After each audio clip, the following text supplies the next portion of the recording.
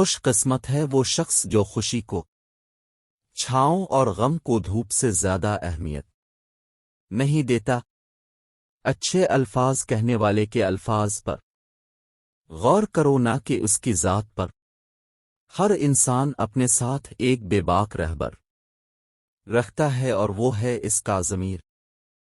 بے شک دیر تک سوچو لیکن سوچنے کے بعد جو بھی فیصلہ کرو وہ اٹل ہو۔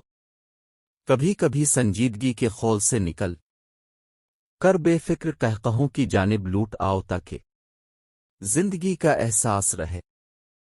قوت ارادی مضبوط ہو تو کائنات انسان سامنے سرنگوں ہو جاتی ہے۔ اگر کسی بندے کا اپنے خالق سے رابطہ نہیں تو دراصل وہ دو پیروں پر چلنے والا جانور ہے۔ عمل کے بغیر دعا یک ایسا جسم ہے جس میں روح نہیں ہے۔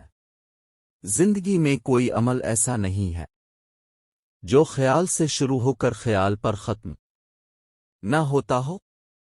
حیات کی ابتدا کتنی ہی شاندار کیوں نہ ہو، ہر آن اور ہر لمحہ انسان کو موت کی آنکھ گھورتی رہتی ہے۔ ایسا رویہ اپنائی کے دوست آپ کے پاس بیٹھ کر مسرت زندگی اور کشش محسوس کرے۔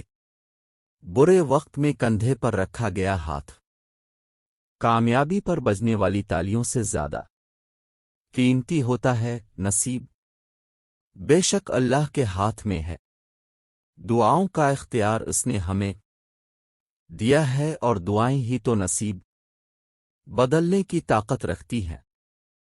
جاہل کے سامنے عقل کی بات مت کرو، کیونکہ پہلے وہ بحث کرے گا پھر اپنی ہار دیکھ کر دشمن بن جائے گا۔